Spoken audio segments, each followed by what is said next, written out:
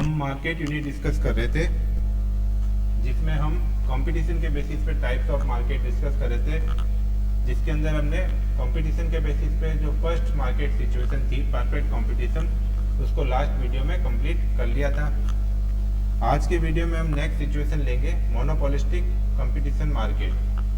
तो ये जो सिचुएशन है, इसमें मोनोपोली भी होती है और साथ में कंपटीशन भी होता है। तो दोनों का थोड़ा थोड़ा मिक्सअप होता है। मोनोपोली भी होती है, थोड़ा प्राइस कंट्रोल का भी पावर होता है और साथ में कंपटीशन भी होता है। तो मोनोपोलिस्टिक मार्केट को हिंदी में बोलते हैं एकाधिकारात्मक प्रतियोगिता या अपूर्ण प्रतियोगिता बाजार। इसके अंदर एकाधिकारात्मक, हम इसको शब्द को समझे तो एकाधिकार भी है और साथ में प्रतियोगिता भी है, मतलब थोड़ा प्राइस पे कंट्रोल भी है और साथ में दूसरी फर्म से उनसे कंपटीशन भी है।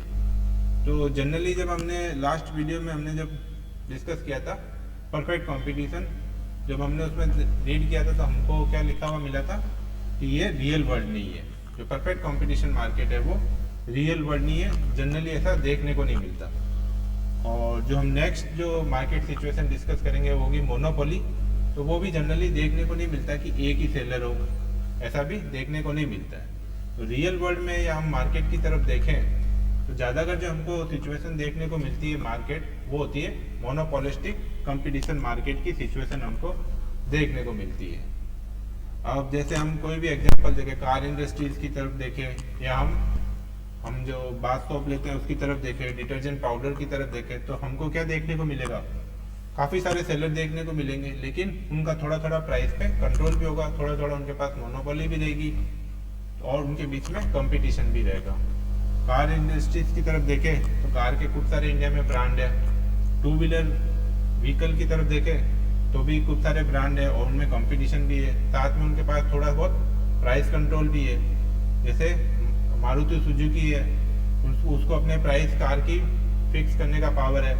इंडस्ट्री से रेट नहीं आ रही है, इंडस्ट्री से प्राइस डिसाइड नहीं हो रही है। परफेक्ट कंपटीशन में तो क्या था, इंडस्ट्री प्राइस डिसाइड कर देती और उसको उसी प्राइस पे फर्म्स वगैरह सेल करती। लेकिन मोनोपोलिस्टिक के अंदर जो प्राइस डिसाइड करने का पावर है वो फर्म के पास रहता है। हुंडई अपने कार की खुद प्राइस डिसाइड करेगी, टाटा अपने कार्स की खुद प्राइस डिसाइड करेगा और मारुति सुजुकी होगी वो अपनी कार की प्राइस खुद डिसाइड करेगी। इनके बीच काफ़ी कंपटीशन होता है और सेल के लिए हैवी एडवर्टाइजमेंट, मार्केटिंग वगैरह की नीड पड़ती है। उसी के बेसिस पे ये अपनी सेल बढ़ाते हैं, अपने प्रोडक्ट को ज़्यादा से ज़्यादा कंज्यूमर के बीच में लेके जाते हैं। तो यहाँ पे क्या होता है, कंपटीशन प्राइस के अलावा ज़्यादा कंपटीशन किसका रहता है, प्राइस का कंपटीशन कम रहता है और नॉन प्राइस जो कंपटीशन रहता है, जैसे एडवर्टाइजमेंट हो गया, एडवर्टाइजमेंट के अलावा तो अपने ब्रांड को कुछ अलग तरह से दिखाना, मार्केटिंग करना, तो इसमें क्या होता है थ्रॉट कट कंपटीशन के टाइप रहता है। इसके अंदर क्या होता है, प्राइस के अलावा भी कुछ और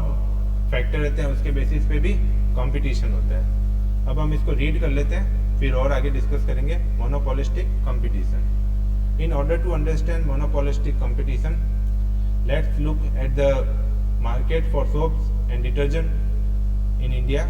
There are many well-known brands like Lux, Rexona, Dettol, Dove, Pears, etc. in this segment. तो हमने हमने एग्जांपल क्या लिया, सोप्स का लिया। तो सोप्स के अंदर क्या होता है, खूब सारी सोप्स हैं और उनके पास अपना अपना प्राइस कंट्रोल भी है। लक्स है तो लक्स किसके लिए होती है, वो बताता है कि हमारा वो है ना ब्यूटी के लिए बताते हैं कि लक्स से है ना सुंदरता आती है। रेक्सोना के लिए क्या होता है कि इसकी फ्रेगनेंस अच्छी होती है। डिटोल एंटीसेप्टिक बताते हैं। डव से स्मूथ स्किन का बताते हैं। तो सब साबुन का क्या है, अलग अलग उसकी है ना कैरेक्टरिस्टिक्स है, अलग अलग उसके फीचर्स है। इसलिए क्या है कि प्राइस सबकी अलग अलग होगी तो भी खुद का उनके पास थोड़ा थोड़ा मार्केट रहेगा। नेक्स्ट पैराग्राफ है, since all manufacturer produce soaps it appears to be an example of perfect competition. However on close scrutiny we find that each seller varies the product slightly to make it different from its competitors. तो क्या होता है कि खूब सारे seller तो होते हैं, लेकिन जो परफेक्ट कंपटीशन में मेन फीचर था, मतलब होमोजीनियस गुड, वो वाला यहाँ पे नहीं रहता है। गुड्स आइडेंटिकल जरूर होता है लेकिन उसके कुछ ना कुछ फीचर्स अलग भी होते हैं, कंपटीटर से अलग होते हैं। जैसे लक्स का साबुन है, वो अलग टैगलाइन चलती है उसकी, तो डिटॉल की अलग चलती है, डव की अलग चलती है। तो वो क्या अपने प्रोडक्ट को थोड़ा सा एडवर्टाइजमेंट के थ्रू अलग बताते हैं। काम सबसे नाने का ही होता है, सारे साबुन है तो उससे नहाने का ही काम होता है, 5 सोप होते हैं तो उससे नहाने का ही काम होता है, लेकिन ये अपने प्रोडक्ट को थोड़ा अलग बताते हैं। कैसे अलग बताते हैं? Hence Lux focus on making beauty soaps, Liril on freshness, Dettol on antiseptic properties, Dove on smooth skin etcetera. This allow each seller to attract buyer to itself based on some factor other than price. तो हमने इसमें पहले कहा था कि price के अलावा कुछ कंपटीशन होता है, अपने जो प्रोडक्ट होता है उसको थोड़ा डिफरेंट बताया जाता है, जिससे कि क्या होता है कुछ मार्केट पे उसको कुछ बायर्स को अट्रैक्ट किया जा सकता है।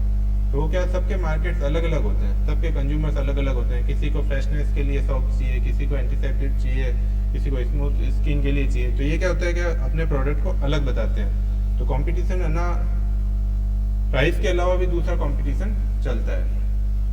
This market has a mix of both perfect competition and monopoly and is a classical example of monopolistic competition.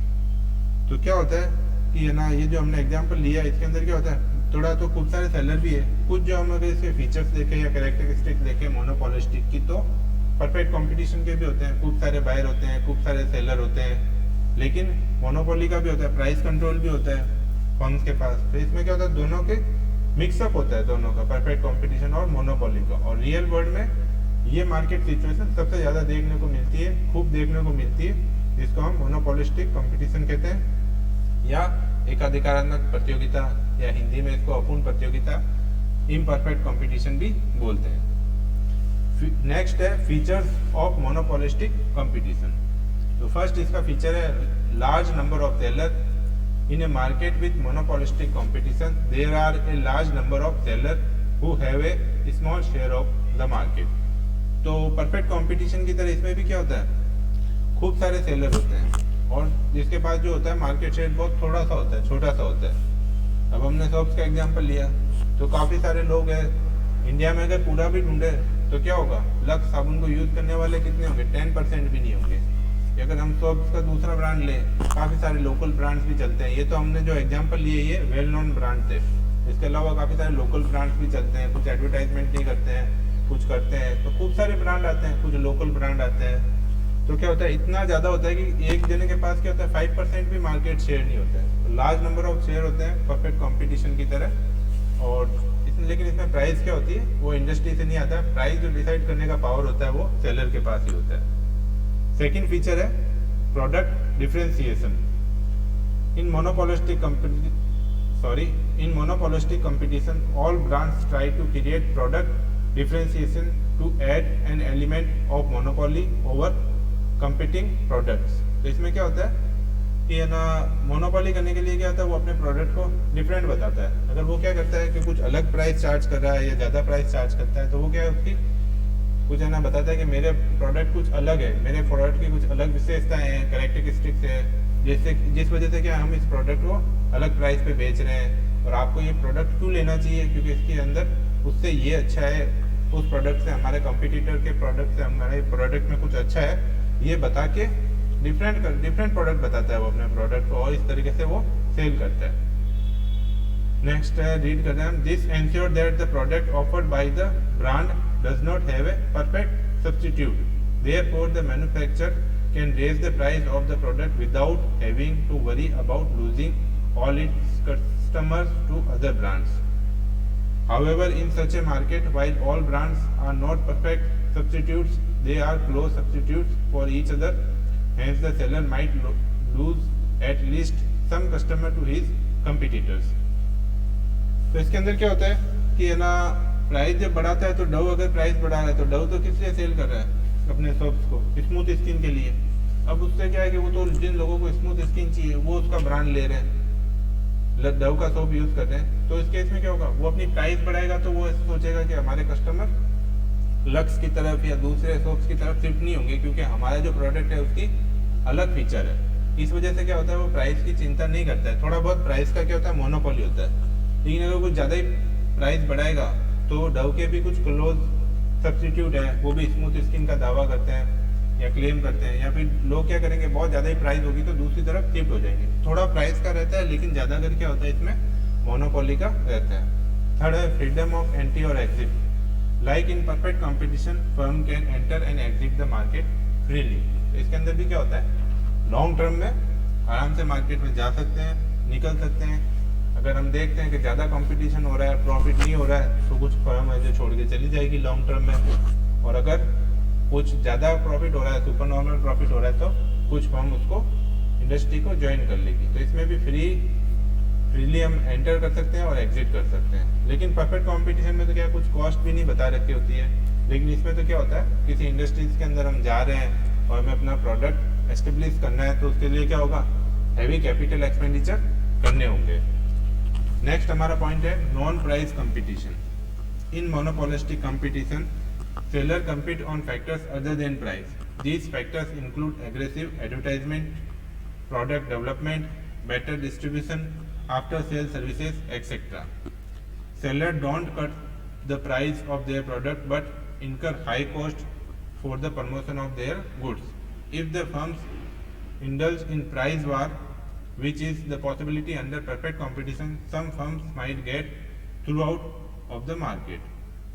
तो इसके अंदर क्या होता है, प्राइस के अलावा भी कुछ कंपटीशन होते हैं। एग्रेसिवली एडवर्टाइज होता है, एडवर्टाइजिंग होती है कि हमारा प्रोडक्ट अच्छा है। काफ़ी सारे क्या होती है, आफ्टर सेल सर्विसेज होती है, कुछ डिस्ट्रीब्यूशन का वो होता है, वो चैनल को बहुत ज़्यादा स्मूथ बना देते हैं। तो खूब सारे फैक्टर होते हैं, क्योंकि प्राइस के अलावा भी है ना, गुड्स का आइडेंटिकल होता ही है, लेकिन अपने गुड्स को अलग बताना, बहुत ज़्यादा एडवर्टाइजिंग करना, ऐसे कुछ है ना स्कीम ला के अपने प्रोडक्ट को सेल करते हैं। तो इसके अंदर क्या होता है कि प्राइस के अलावा भी कुछ और फैक्टर रहते हैं कंपटीशन के, और प्राइस वार भी हो सकता है। काफ़ी बार क्या होता है कि कोई डिटर्जेंट कहता है हमारा बहुत सस्ता है, अच्छा भी है, सस्ता भी है, और प्राइस अपनी बहुत ज़्यादा ड्रॉप कर देता है। तो नए कंपटीटर को रोकना हो या फिर मार्केट में एंटर करना हो, इसके लिए भी प्राइस वार मोनोपोलिस्टिक में भी चलता है।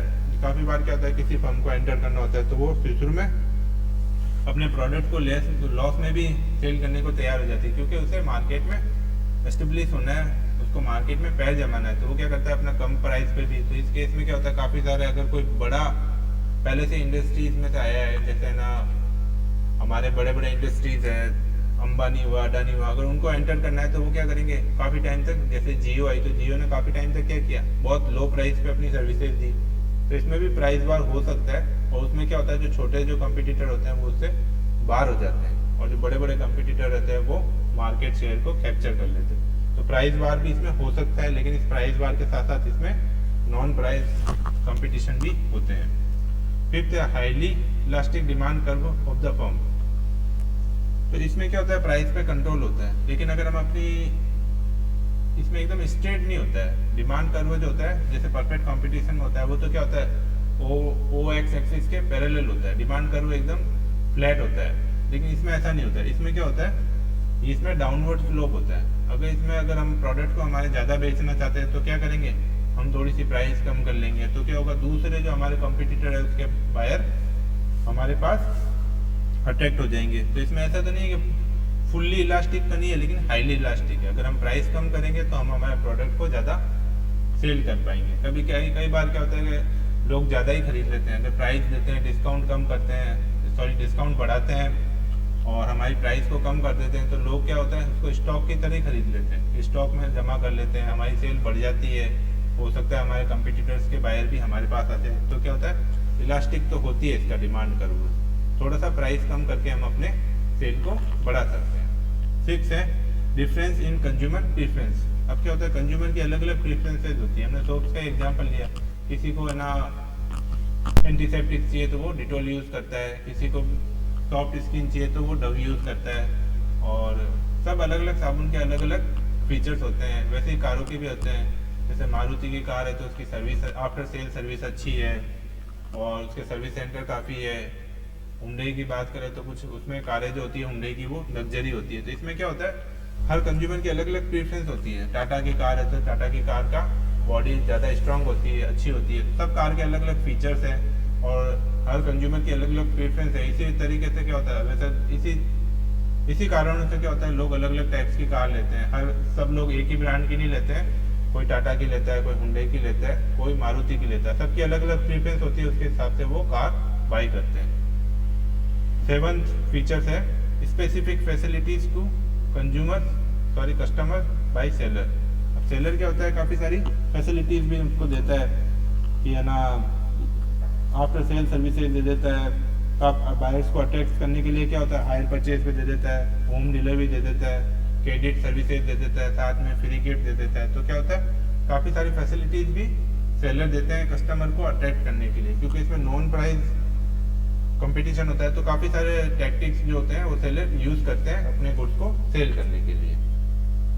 तो हमने मोनोपोलिस्टिक का ओवरव्यू ले लिया और परफेक्ट कंपटीशन को हम पहले ही कंप्लीट कर चुके हैं। तो हम इसमें काफ़ी बार आपके एग्जाम में भी क्वेश्चन आता है कि दोनों में क्या डिफरेंस है।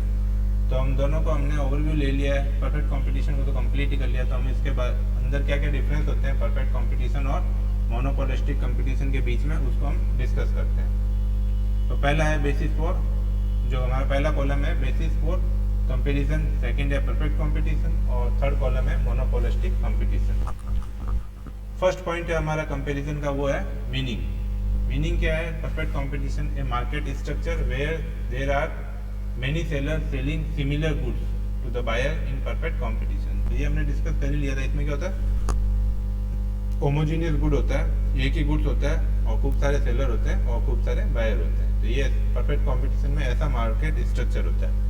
मोनोपोलिस्टिक में क्या होता है? Monopolistic competition is a market structure where there are numerous seller selling close substitute goods to the buyers. तो इसमें भी काफी सारे सेलर बायर होते हैं, लेकिन इसमें जो होता है वो क्लोज सब्स्टिट्यूट होता है, होमोजीनियस गुड नहीं होता है, टोटली आइडेंटिकल नहीं होता है। हाँ, उसके जो होता है काम में एक वो गुड्स दोनों के एक ही काम आता है, लेकिन वो क्लोज सब्स्टिट्यूट होता है। उसमें कुछ ना कुछ अलग उसकी स्पेसिफिकेशन रहती है, जिस वजह से वो अपने को थोड़ा मार्केट में शेयर बना के रखता है। प्रोडक्ट, सेकंड जो कंपैरिजन का बेसिस है वो है प्रोडक्ट। कंपटीशन, परफेक्ट कंपटीशन में क्या होता है? होमोजीनियस गुड्स रहता है, मतलब सेम गुड्स रहता है। जिसमें हमने क्या लिया था, मंडी का एग्जांपल लिया था। तो गेहूं जो होता है एक क्वालिटी का, वो सबके पास एक क्वालिटी का होता है और सब बायर्स को पता होता है कि जो गुड्स है, प्रोडक्ट है, उसकी क्वालिटी एक जैसी है। लेकिन मोनोपोलिस्टिक कंपटीशन में क्या होता है? डिफरेंशिएटेड करता है वो, मतलब अपने प्रोडक्ट को दूसरे प्रोडक्ट के या कंपटीटर के प्रोडक्ट से खुद को अलग दिखाता है। थर्ड पॉइंट है प्राइस। प्राइस जो होती है परफेक्ट कंपटीशन में कहाँ से आती है? इंडस्ट्री से आती है। Determined by demand and supply factors for the whole industries. तो इंडस्ट्रीज के अंदर कहाँ से प्राइस आती है? डिमांड और सप्लाई पावर से।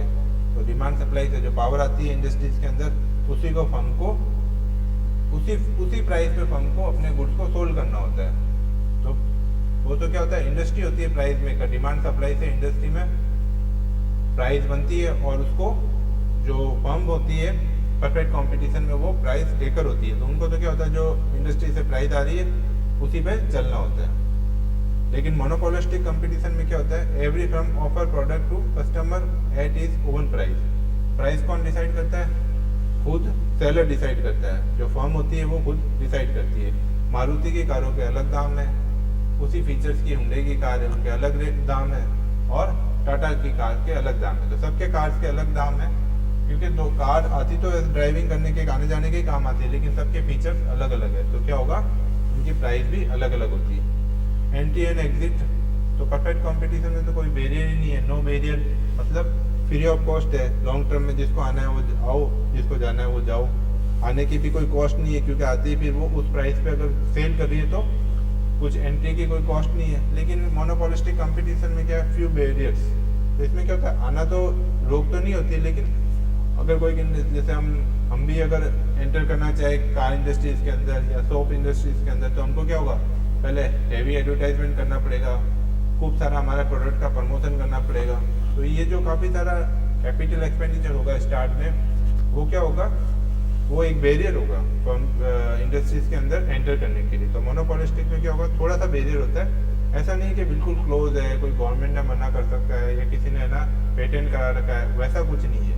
आप इंडस्ट्रीज में एंटर हो सकते हैं इंडस्ट्री के अंदर, लेकिन थोड़ा सा बैरियर है, क्योंकि शुरू में हेवी कैपिटल इन्वेस्टमेंट करना होता है। Demand curve slope horizontal perfectly elastic. इसमें तो क्या वो एक्स एक्सिस होता है, उसके पैरेलल होता है, एकदम हॉरिजॉन्टल होता है और परफेक्टली इलास्टिक होता है, मतलब 100% लोड स्टील होता है, फुल्ली इलास्टिक होता है। लेकिन इसमें हम मोनोपोलिस्टिक कंपटीशन की बात करते हैं तो उसमें क्या होता है? डाउनवर्ड स्लोपिंग होती है, रिलेटिवली इलास्टिक। मतलब परफेक्ट कंपटीशन में तो फुली इलास्टिक होता है, इसमें भी इलास्टिक होता है, हाईली इलास्टिक होता है, लेकिन फुली इलास्टिक नहीं होता है। इसके अंदर क्या होता है? प्राइस कम करके हम तो अपने गुड्स की सेल तो बढ़ा सकते हैं, लेकिन नॉन प्राइस कंपटीशन के कारण ये क्या होता है, फुल्ली इलास्टिक नहीं होता है। नेक्स्ट पॉइंट है relation between AR and MR। तो इसमें तो क्या होता है, परफेक्ट कंपटीशन में तो हमने देखा था AR, MR, demand curve, price सब इक्वल होते हैं, लेकिन इसमें क्या होता है, AR ज़्यादा होता है MR से।